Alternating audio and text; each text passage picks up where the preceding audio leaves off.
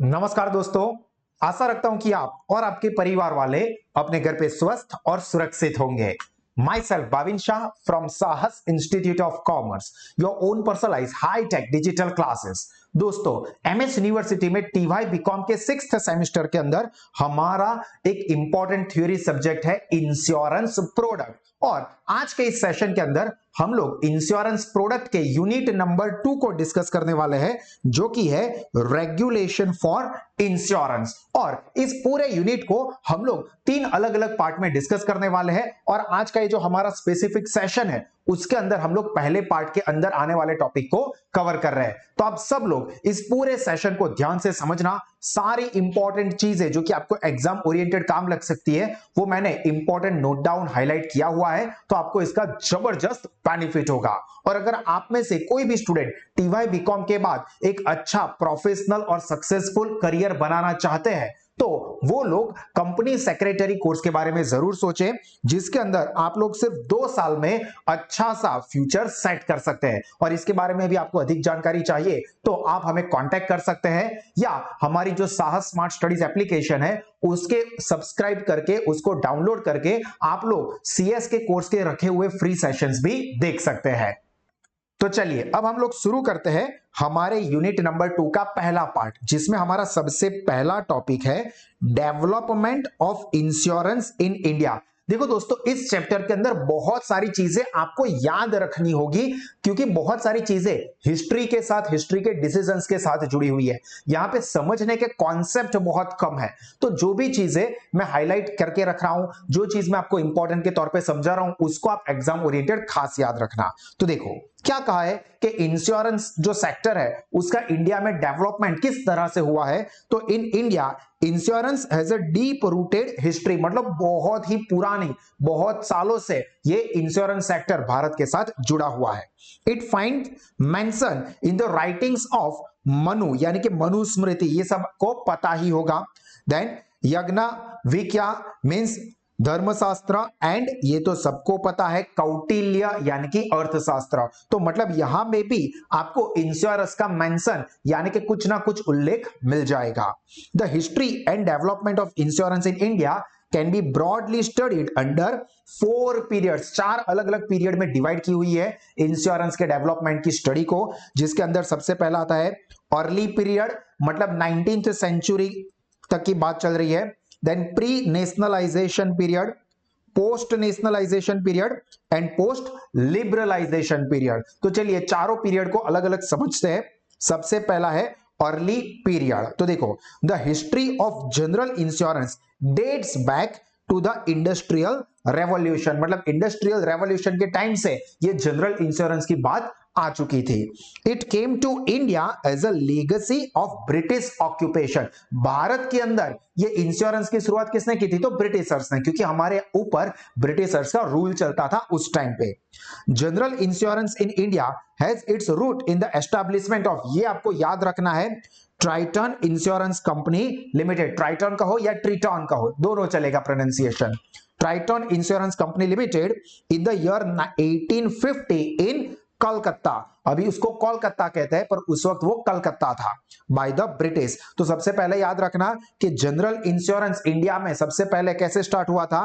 तो through Triton insurance company limited in 1850 in Calcutta. In 1907 Indian mercantile insurance limited was set up. याद रखना 1907 में Indian mercantile insurance setup हुआ था। This was the first company to transact all classes of general insurance business। देखो वैसे general insurance शुरू हुआ था यहां से 1850 से, ट्रिटॉन इंश्योरेंस कंपनी से, बट 1907 में स्टार्ट हुआ था इंडियन मर्केंटाइल इंश्योरेंस लिमिटेड। और ये पहली कंपनी थी जो कि सभी टाइप के अलग अलग जनरल इंश्योरेंस के साथ डील करती थी। तो ये भी आपके लिए एग्जाम ओरिएंटेड काम का है। Some of the important milestone in the general insurance business in India are, मतलब ये प्री जो टाइम पीरियड था उसके अंदर कुछ हमारे अचीवमेंट कौन कौन से थे? तो इन 1880 so the advent of life insurance business in India, मतलब लाइफ इंश्योरेंस, पहले जनरल इंश्योरेंस की बात की पर 1818 से जनरल इंश्योरेंस के साथ साथ यहां पे लाइफ इंश्योरेंस बिजनेस भी इंडिया में आया था। With the establishment of oriental life insurance company इन कलकत्ता। याद रखना कि जो लाइफ इंश्योरेंस है वो आया through in oriental life insurance company in Calcutta. This company however failed in 1834, यानी कि 1818 में शुरू हुआ था, पर 1834 में यानी कि 1834 में ये कंपनी पूरी तरह से फेल हो गई थी। इन 1829 द मद्रास इक्वेट, तो ये चीज आपको याद रखनी है कि in 1829 Madras equitable and begin transacting life insurance business in Madras presidency वो सेटअप हुआ था। ठीक है, तो आपको याद रखना है 1829 Madras equitable and begin. Then in 1870 shows the enactment of British Insurance Act। याद रखना कि 1870 में ब्रिटिश इंश्योरेंस एक्ट बना था। And in the last 3 decades of the 19th century the Bombay Mutual, Oriental and Empire of India were started in Bombay. ये भी सिर्फ knowledge के लिए, बट ये मेन चीज याद रखना है कि 1870 ब्रिटिश इंश्योरेंस एक्ट वो एनेक्ट हुआ था, मतलब बनाया गया था। This era however was dominated by foreign insurance offices, मतलब भारत के अंदर जो डोमिनेंस था, मतलब के प्रभुत्व वो ज्यादा फॉरेन इंश्योरेंस ऑफिसेस का था, जिसके अंदर मोस्टली कौन कौन थे, तो Albert life insurance, royal insurance, Liverpool and London global insurance, ये सब फॉरेन की कंपनीज का भारत में अच्छा खासा डोमिनेंस था। फिर सेकंड लेवल का पीरियड आता है and that is pre nationalisation period. तो प्री नेशनलाइजेशन पीरियड में क्या याद रखना है कि इन 1914 the government of India started publishing return on the insurance companies. क्या कहा कि 1914 में government of India started publishing returns of insurance companies. Bharat में इंश्योरेंस कंपनी के बारे में उन्होंने प्रिंट करना, इंफॉर्मेशन देना शुरू किया। The Indian Life Assurance Companies Act 1912 was the first statutory measure to regulate life insurance business। याद रखना कि ये जो Indian life assurance companies act 1912 वो सबसे पहला एक्ट था भारत का जो कि लाइफ इंश्योरेंस बिजनेस को रेगुलेट करता था। इन 1928 इंडियन इंश्योरेंस कंपनीज एक्ट वो बनाया गया था। याद रखना 1928 में Indian insurance companies act. Then 1938 में क्या कहा, with a view to protecting the interest of the insurance public, the earlier legislation was consolidated and amended by the Insurance Act 1938। तो यहां पे ये जो पहले एक्ट बना था उसको फिर 1938 के साथ कंसोलिडेट कर दिया गया। कंसोलिडेट मतलब मिक्स कर दिया, दोनों को मर्ज कर दिया। By 1938, the insurance market in India was buzzing with 176 companies, जिसके अंदर life insurance and non life insurance दोनों कवर हो रहे थे। बट 1900 मतलब यहां पे अगर हम 1938 तक की बात करें तो टोटल 176 जितनी कंपनीज भारत में वर्क कर रही थी।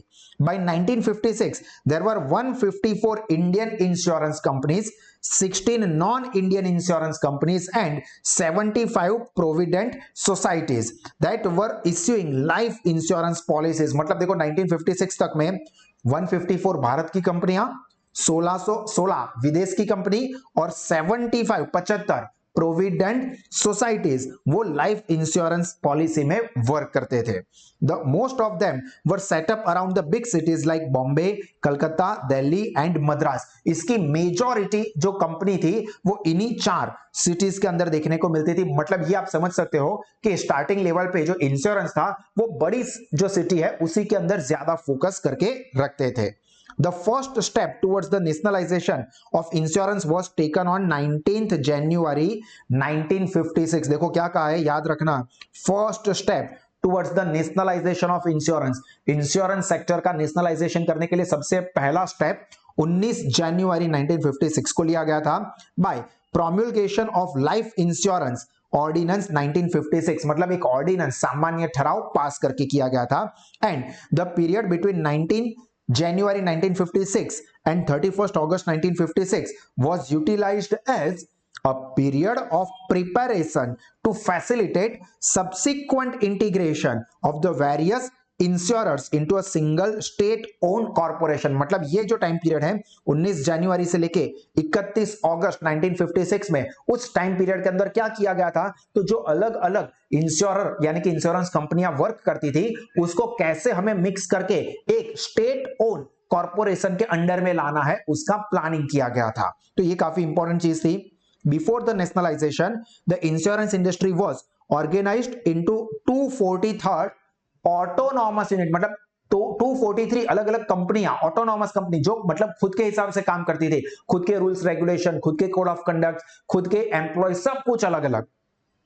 Out of 145 Indian insurance companies, as many as 103 had their head offices in the four cities of Bombay, Kolkata, Delhi, Madras। ये भी आके देख लिया कि मेजोरिटी जो कंपनी है वो ये चार जो मेन सिटी, बड़ी सिटी थी उस वक्त, वहीं पे ऑपरेट करते थे।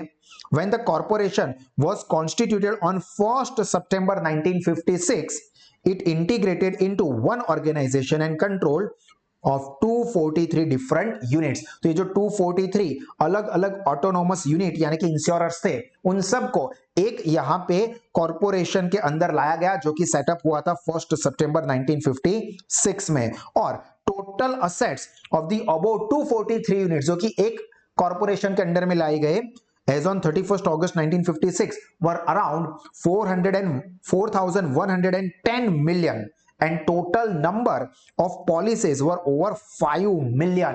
मतलब 50 लाख से ज्यादा पॉलिसी उस वक्त की बात चल रही है, ठीक है, 1956 में। and total sum of more than 12,500 million। ये आपको पता होगा कि 1 million is equal to 10 lakh, तो इसके पीछे आपको 10 lakh लगा देने हैं।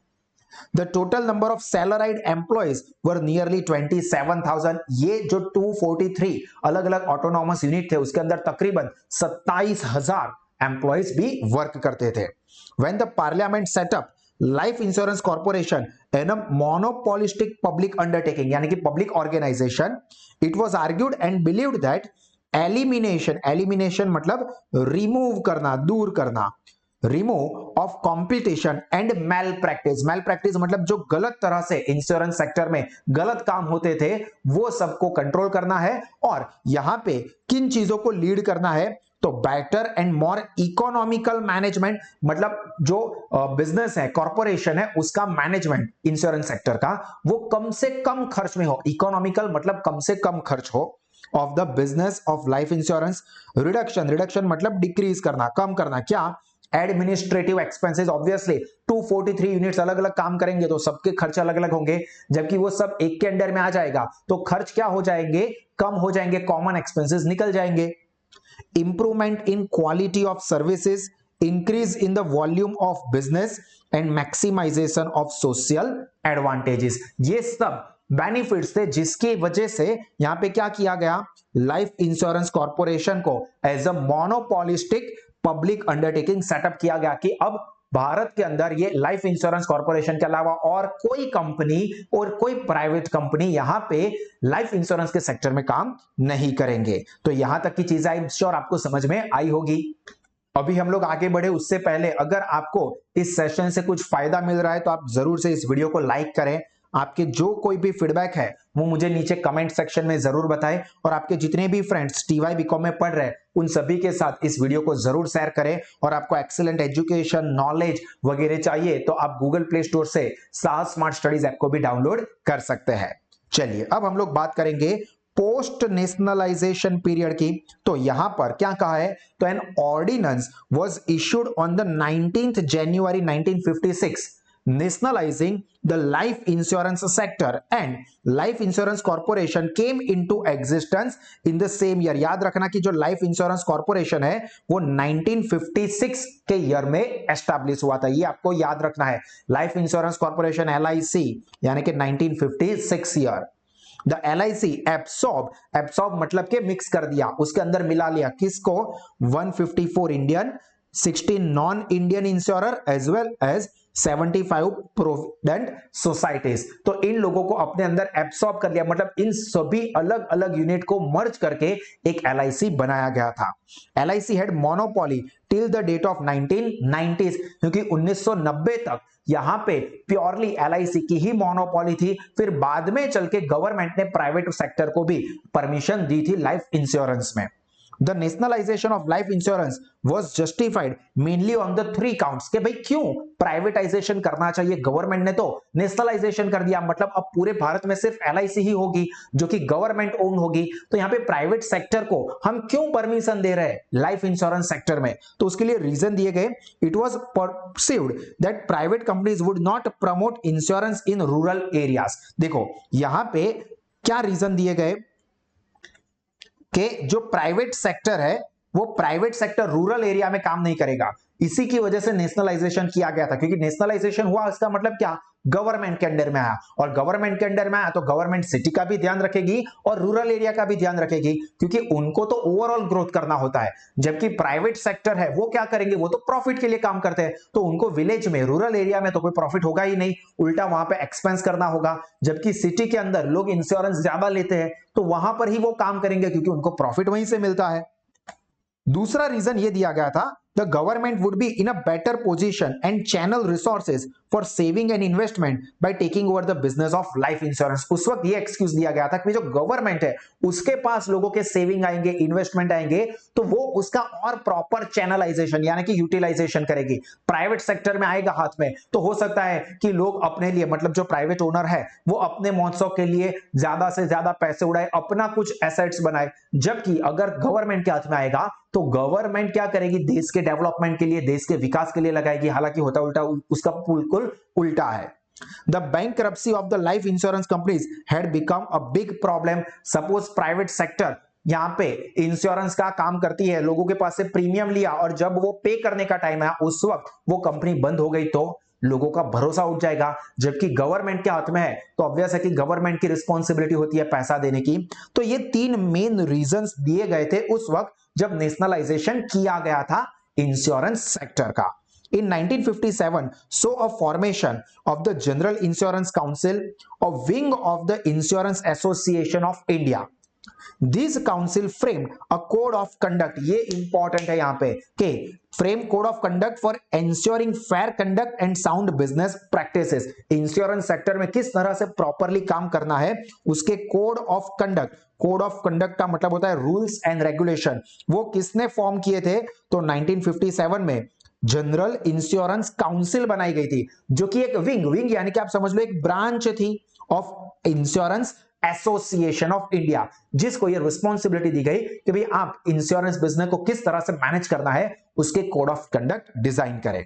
In 1968, the Insurance Act was amended to regulate investment and set minimum solvency margin। कम से कम solvency margin के ऊपर यहां पे फोकस किया गया 1968 में। In 1972, with the passing of General Insurance Business Act, General Insurance Business was nationalized with effect from 1st January 1973। याद रखना यहां पे जो जनरल इंश्योरेंस बिजनेस है वो 1st January 1973 से नेशनलाइज किया गया था, जबकि लाइफ इंश्योरेंस वो 1956 से हुआ था। ये आपको याद रखना है। और उस वक्त क्या हुआ था, 107 इंश्योरर्स वर अमालगमेटेड, अमालगमेटेड मतलब एक साथ मिलाया गया था, एंड ग्रुप इनटू 4 कंपनीज, मतलब 107 कंपनीज को मर्ज करके सिर्फ 4 कंपनी सेटअप की गई फॉर जनरल इंश्योरेंस। ठीक है, और वो 4 कंपनी कौन सी है? तो national insurance company limited, the new India assurance company limited, I am sure कि आप लोगों ने इसका नाम जरूर सुना होगा, the oriental insurance company and the United India insurance company limited. तो ये 107 जो अलग अलग एंटिटीज, अलग अलग बिजनेस कंपनीज थी जो कि जनरल इंश्योरेंस में वर्क करते थे, उनको अमालगमेट करके ये 4 कंपनी फॉर्म की गई थी। The general insurance corporation of India was incorporated as a company in 1971 and it commence a business at Calcutta, New Delhi, Bombay and Madras on 1st January 1973। 1st January 1973 से ये जनरल इंश्योरेंस कॉर्पोरेशन ने इन 4 बड़े शहरों में अपना काम भी शुरू कर दिया था। देखो एक चीज आप समझो कि यहां पे आपको समझने की चीजें कम है, याद रखने की चीजें ज्यादा है, तो मेरे इस सेशन को आप हो सके उतना मैक्सिमम रिपीट करना, यहां पे आपको बार बार सुनते रहना है, समझने का कोई पॉइंट इतना खास है ही नहीं, मेन कब क्या हुआ था वही आपको याद रखना है, तो बार बार रिफर करने से ही आपको फायदा होगा। और एग्जाम के अगले दिन में इसको खास देखना है, क्योंकि इसको आप चाहे पहले कितना भी देखो डेटा भूलने ही वाले हो, एग्जाम के अगले टाइम पे इसको खास देखना, ताकि ये सारी की सारी इंफॉर्मेशन आप लोग एग्जाम में लिख सको। क्योंकि मुझे भी पता है, आपको भी पता है कि 4 दिन के बाद, एग्जाम खत्म होने के 4 दिन के बाद ये डेटा आपको याद रहता है या नहीं रहता है, कोई फर्क नहीं पड़ने वाला। Prior to 1973, general insurance was urban centric मतलब सिर्फ शहरों के ऊपर वो फोकस करके रखता था, catering mainly to the needs of organised trade and industries, मतलब जो ऑर्गेनाइज बड़े बड़े ट्रेड्स और इंडस्ट्रीज होते हैं सिर्फ उसी के लिए वो काम करते थे। In addition to LIC, some mutual companies and cooperative societies were also offered the insurance, मतलब LIC के अलावा कुछ म्यूचुअल फंड कंपनीज जो होती थी और कोऑपरेटिव सोसाइटी वो भी इंश्योरेंस ऑफर करते थे। Then fourth category is post liberalisation period, जिसको इंश्योरेंस रिफॉर्म्स के नाम से भी जाना जाता है। याद रखना है इंश्योरेंस रिफॉर्म को कौन से पीरियड को इस नाम से जाना जाता है, तो यहां पे फोर्थ कैटेगरी वाला यानी कि पोस्ट लिबरलाइजेशन पीरियड को। इन 1993 the government set up a committee under the chairmanship of R.N. Malhotra, जो कि कौन थे, former governor of Reserve Bank of India, to propose recommendation for reforms of insurance sector. उनको ये जिम्मेदारी दी गई कि आप इंश्योरेंस सेक्टर में रिफॉर्म लाने के लिए आप कुछ इन्वेस्टिगेशन करिए, रिसर्च करें और हमको रेकमेंडेशन दीजिए, यानी कि एडवाइस दीजिए कि गवर्नमेंट क्या करे यहां पे। The objective was to complement the reforms initiated in the financial sector, जो फाइनेंशियल सेक्टर के अंदर जो रिफॉर्म्स इनिशिएट यानी कि स्टार्ट किए गए थे उसको और कॉम्प्लीमेंट मिले, मतलब और बूस्टिंग मिले, इसके लिए इनको जिम्मेदारी दी कि आप इंश्योरेंस सेक्टर में भी रिफॉर्म्स के लिए हमें कुछ ना कुछ सजेशंस दीजिए। The committee submitted its report इन 1994, देखो 1993 में ये मल्होत्रा कमिटी बनाई गई थी, याद रखना RN मल्होत्रा कमिटी 1993 में बनाई गई थी और उन्होंने अपना रिपोर्ट 94 में ही सबमिट करवा दिया था। It recommended that the private sector should be permitted to enter the insurance industry, और उन्होंने क्या कहा कि भाई प्राइवेट सेक्टर को भी आपको परमिशन देनी चाहिए इंश्योरेंस सेक्टर में। They stated that foreign companies be allowed, foreign companies को भी परमिशन दो by floating Indian companies, preferably a joint venture with the Indian partner, मतलब आप फॉरेन की कंट्री को भी परमिशन दो कि वो भारत में आके इंश्योरेंस बिजनेस करे, पर उनको कंडीशन क्या होगी कि भाई आप लोगों को कंपलसरी कोई भारत की कंपनी के साथ मर्ज होके ही ये इंश्योरेंस बिजनेस करना होगा। इससे होगा क्या कि जो फॉरेन कंपनीज है उनका पैसा यहां पे भारत में आएगा तो भारत को और फायदा होगा। Following the recommendation of the Malhotra committee report in 1999, the Insurance Regulatory and Development Authority IRDA was constituted। बहुत ही इंपॉर्टेंट चीज है ये भी, देखो 3 अलग अलग टाइप से MCQ, पहले तो IRDA का फुल फॉर्म, तो insurance regulatory and development authority, जो कि भारत में इंश्योरेंस बिजनेस को मैनेज करते हैं, वो कब यहां पे कॉन्स्टिट्यूट किया गया था 1999 में, और इसको कॉन्स्टिट्यूट किया था किनके रेकमेंडेशन के ऊपर, तो RN मल्होत्रा कमिटी के जो रेकमेंडेशन थे उनके ऊपर ये IRDA को कॉन्स्टिट्यूट किया गया था। The IRDA was incorporated as a statutory body in 2000। देखो यहां पे क्या कहा है कि कॉन्स्टिट्यूट किया गया था 1999 में, और यहां पे इनकॉर्पोरेट कब किया गया, इनकॉर्पोरेट किया गया 2000 ईयर में, मतलब ऑन पेपर 99 में आया और फिजिकल फॉर्म में वो IRDA ने वर्क स्टार्ट किया 2000 के ईयर से। The key objective of IRDA include promotion of competition so as to enhance the customer satisfaction, मतलब कि इंश्योरेंस बिजनेस में भी कंपटीशन बढ़े। पहले तो क्या था, सिर्फ गवर्नमेंट के पास पावर था और गवर्नमेंट कैसे काम करती थी वो हमें पता ही था, और उसका रीजन क्या था, कंपटीशन थी ही नहीं, आपको लेना है या नहीं लेना है हम ही है, तो फिर क्या है जो मिले वो दे दो। पर यहां पे प्राइवेट सेक्टर के भी आने से क्या होगा, कंपटीशन बढ़ेगी, कंपटीशन बढ़ेगी तो अच्छी क्वालिटी के गुड्स और सर्विसेज लोगों को ऑफर होंगे। Through the increased consumer choice and lower premium, देखो कंज्यूमर को ज्यादा चॉइस मिलेगी और प्रीमियम कम होते जाएंगे, ये भी कस्टमर को फायदा होगा। While ensuring the financial security of the insurance market, तो यहाँ पे 3 मेन ऑब्जेक्टिव थे। अब मैं आपको सिंपल लेवल पे समझाऊं उसको स्टडी के साथ कंपेयर करके, कि सपोज ऐसा है कि आपको पढ़ना है या नहीं पढ़ना है, एक ही ऑर्गेनाइजेशन है जो कि आपको एजुकेशन देता होगा, तो क्या होगा, वो जो भी पढ़ाए जैसा भी पढ़ाए वही है। बट सपोज कंपटीशन बढ़ेगी तो क्या होगा, आपको और अच्छी क्वालिटी के एजुकेशन ऑफर करने की कोशिश की जाएगी। सास इंस्टीट्यूट है या ऐसे जो लोग भी है वो कोशिश करेंगे कि अच्छे से अच्छी सर्विस स्टूडेंट को मिले और साथ में फीस भी बहुत कम हो। यहाँ पे फीस मतलब प्रीमियम, प्रीमियम कम हो, क्वालिटी स्टूडेंट्स को अच्छी मिले, while ensuring the financial security of the insurance sector।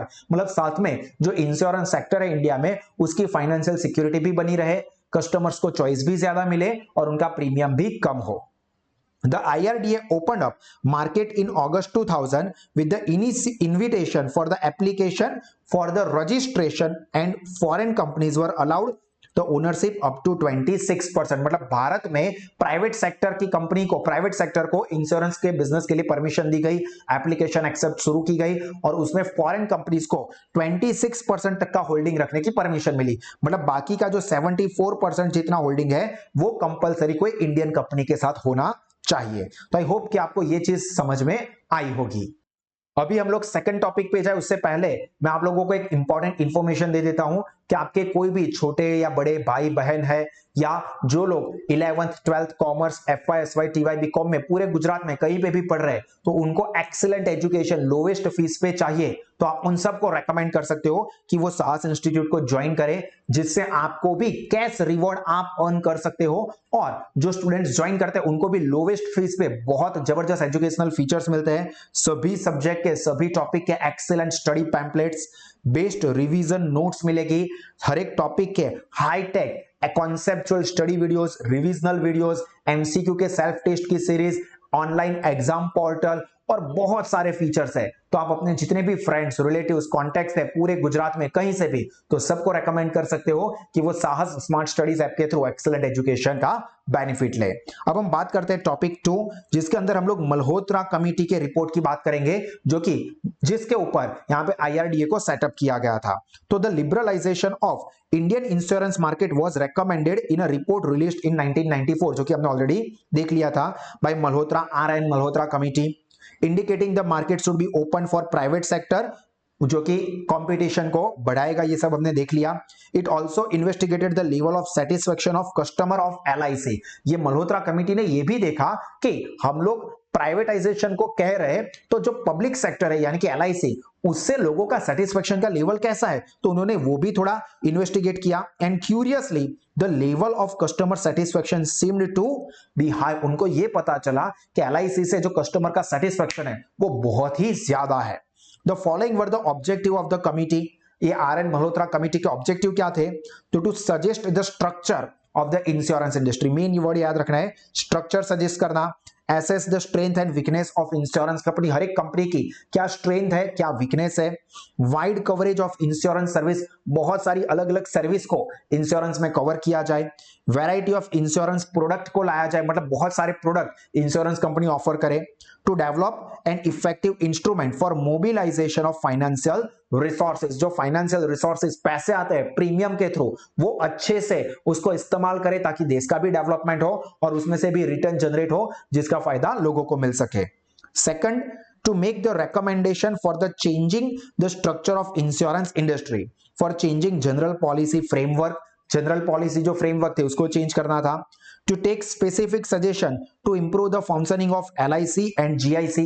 LIC और GIC को फंक्शन को इंप्रूव करने के लिए कुछ स्टेप्स सजेस्ट किए गए। Make recommendation on regulation and supervision of the insurance sector.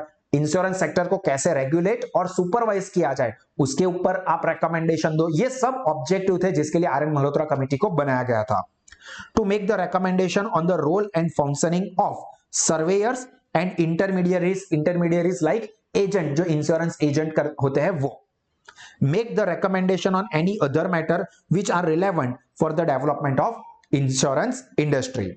And following were the recommendation of the committee. अब कमिटी ने यहां पे क्या क्या रिकमेंडेशन दिए, तो स्ट्रक्चर के बारे में उन्होंने क्या कहा, तो government stake in the insurance company to be brought down to 50%। जो पहले बहुत ज्यादा था उसको कम करके 50% से भी कम कर देना चाहिए गवर्नमेंट के होल्डिंग को, और प्राइवेट को ज्यादा परमिशन देनी चाहिए।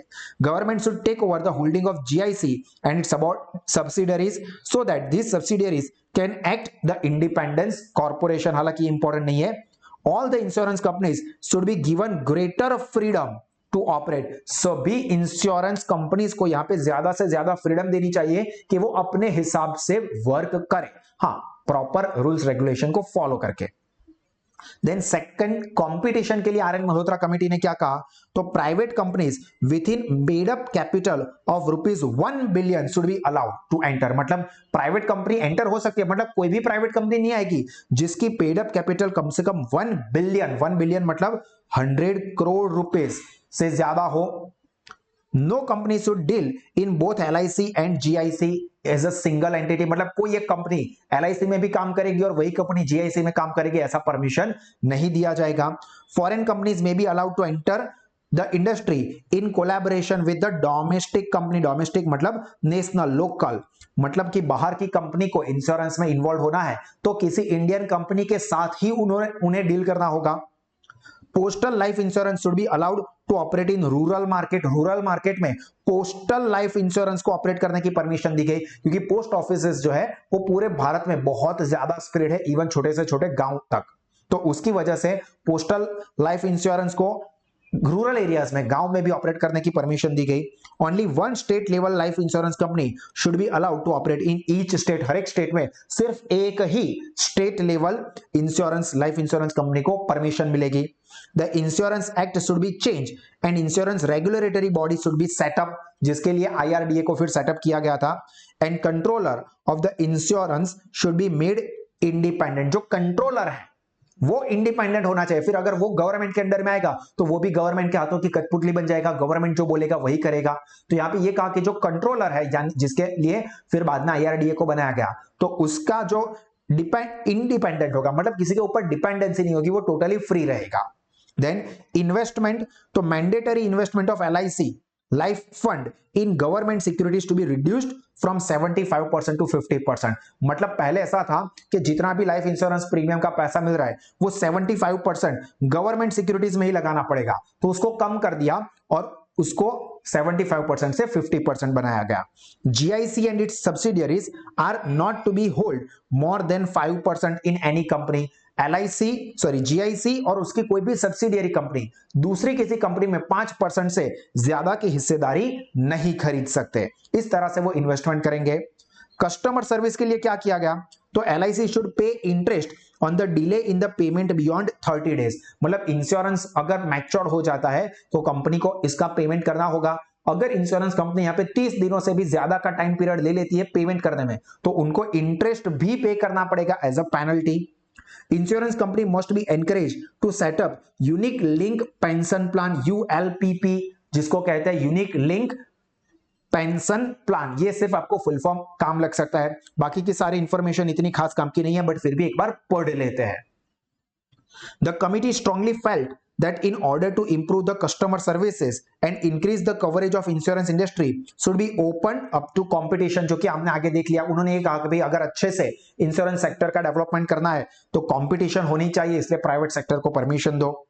But at the same time committee felt the need to exercise caution of failure. Caution मतलब उनको ये भी फिक्र है कि ठीक है हमने सभी प्राइवेट कंपनियों को परमिशन दे दी, फिर प्राइवेट कंपनी अच्छे से ना चला सकी और बिजनेस बंद हो गया तो लोगों के पैसे डूब जाएंगे, तो उसका भी उनको टेंशन था, फिक्र थी। Hence it was decided to allow competition in a limited way by stipulating a minimum capital requirement of 1 billion, जो ऊपर भी स्टडी कर दिया। इसके लिए क्या किया गया, कम से कम प्राइवेट सेक्टर वही इन्वॉल्व होंगे जिनके पास पेड अप कैपिटल 1 बिलियन की होगी। 100 करोड़ से ऊपर की पेड अप कैपिटल है तो ही आप इंश्योरेंस सेक्टर में वर्क कर सकते हो। Also, the foreign equity participation was restricted only 40%। जो foreign participation है उसको 40% तक restrict करना चाहिए। The committee felt the need to provide greater autonomy, मतलब खुद वर्क कर सके, to insurance companies in order to improve their performance and enable them to act as an independent companies। मतलब कि यहाँ पे ये कोशिश की गई कि जो अलग अलग कंपनीज है उनको ऑटोनॉमी मिले, वो खुद अपने बिजनेस को करे। ऐसा नहीं कि गवर्नमेंट ही सभी चीजें बताए वैसा ही करना है, वरना तो क्या होगा, उनका खुद का दिमाग लगेगा ही नहीं। उनके पास अच्छी नॉलेज है, अच्छी स्किल्स है कि हम लोग और बिजनेस को बढ़ा सकते हैं, बट कंट्रोल कर देंगे कि भी आप ऐसा कर ही नहीं सकते। तो वो क्या, फॉर एग्जाम्पल भाविन सर है, यहाँ पे सभी सब्जेक्ट्स के 11 12 हो, एफएस हो, टीवाई बीकॉम हो, सीए सीएस हो, उसके अंदर मैं बहुत सारा नॉलेज स्टूडेंट्स को एक्सीलेंट लेवल पे प्रोवाइड करता हूं। बहुत सारा एजुकेशन फ्री होता है, एप्लीकेशन के ऊपर बहुत जबरदस्त एजुकेशन कम से कम फीस पे होता है। अब यहाँ पे मुझे सपोज ऐसा रिस्ट्रिक्ट किया जाएगा कि आप सिर्फ 11th कॉमर्स के अकाउंट को ही पढ़ाओगे, उसके अलावा और कुछ नहीं, तो यहां पे क्या होगा कि मेरा जो नॉलेज है उसको बहुत ज्यादा लोगों तक मैं पहुंचा सकता हूं, वो पहुंचा ही नहीं पाऊंगा। तो ये इससे क्या होगा कि मेरा ग्रोथ तो रुकेगा ही, बट उससे सबसे ज्यादा नुकसान स्टूडेंट्स को होगा, जिस तरह से यहां पे हम बात करेंगे। तो देश को होगा कि कोई यहां पे इंडिपेंडेंट इंश्योरेंस कंपनी है जिसके पास काफी ज्यादा नॉलेज स्किल है कि वो अच्छे से अच्छी इंश्योरेंस प्रोडक्ट और सर्विस बहुत सारे लोगों को दे सके, पर गवर्नमेंट उनको कंट्रोल कर देगी तो फिर वो ग्रोथ नहीं होगा। तो यहां पे क्या किया गया कि उनको ऑटोनॉमी दे दो, उनको खुद वर्क करने दो ताकि वो अपना ग्रोथ कर सके, उनका ग्रोथ होगा तो ऑब्वियस है कि देश का ग्रोथ होगा। For this purpose, it had proposed for setting up an independent regulatory body और इसी के लिए बाद में IRDA सेटअप किया गया था। The industry and analysts find that there is a lack of clarity in the following areas. क्या क्या clarity नहीं थी? तो दो, coverage of rural area was to be made compulsory. It raised a question as to whom would subsidize the rural policies as they would be difficult to service and hence the cost will go up. अब ये है कि भाई village में हम compulsory कर देंगे कि भाई आपको रूरल एरिया में भी कंपनी सेटअप करनी होगी, पर रूरल एरिया में लोग इंश्योरेंस तो उतना ज्यादा लेंगे नहीं, तो वहां पे वो बिजनेस सेटअप करने का, उसको चलाने का खर्चा कौन देगा, सब्सिडी यहाँ पे गवर्नमेंट क्या करेगी उसके लिए, ये कंफ्यूजन था। There is some confusion with respect to investment, where should that fund be invested, जो फंड आता है प्रीमियम के थ्रू कंपनी के पास उसको कहां पे इन्वेस्ट करेंगे। Currently 70% of the funds with LIC and GICs are invested in government securities, जो कि हमने ऊपर देखा कि उसको 70% से कम करके 50% जितना लाभ देने के लिए बाद में बोला गया, पर ये सब कंफ्यूजन था उस वक्त। Would new entrants be allowed to invest in government of India security, जो नए नए प्लेयर्स आ रहे हैं उनको क्या गवर्नमेंट ऑफ इंडिया की सिक्योरिटी में इन्वेस्टमेंट की परमिशन मिलेगी। And third, the report also does not enumerate मतलब एक्सप्लेन और give the reason exit option मतलब मुझे सपोज इंश्योरेंस बिजनेस में मैं आ गया, पर मुझे लगता है कि भी मैं इस कंपनी को नहीं चला पाऊंगा, प्राइवेट प्लेयर हूं और मुझे एग्जिट करना है, मतलब कंपनी बंद कर देनी है, तो उसके लिए क्या प्रोसीजर रहेगा। ये तीन चीजों के अंदर जो पॉलिसी यहाँ पे RN मल्होत्रा की कमेटी का जो रिपोर्ट था उसके बारे में कोई चीज मेंशन नहीं हुई थी। तो यहां तक हमारा ये टॉपिक भी खत्म हो रहा है। तो चलिए अब हम लोग हमारा नेक्स्ट टॉपिक देखते हैं जो कि है मुखर्जी कमेटी रिपोर्ट। जैसे ही RN मल्होत्रा कमेटी का रिपोर्ट आया उसके बाद एक न्यू कमेटी फॉर्म की गई थी जो कि है मुखर्जी कमेटी। तो देखो, immediately after the publication of RN Malhotra committee report, a new committee called Mukherjee committee was set up. क्यों बनाई गई थी इसको?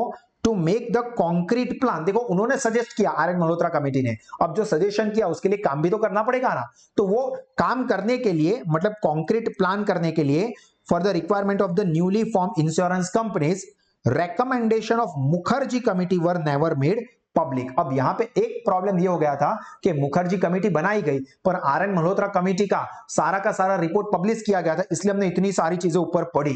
तो यहां पे जो मुखर्जी कमेटी है उसका एक ड्रॉबैक ये था कि वो रेकमेंडेशन कभी भी पब्लिक के लिए ओपन नहीं किए गए। तो आप लोग बच गए दोस्तों, क्योंकि यहां पे आपको पढ़ना ही नहीं होगा क्योंकि वो पब्लिकली अवेलेबल ही नहीं है। तो ये टॉपिक बस इतना सा ही है।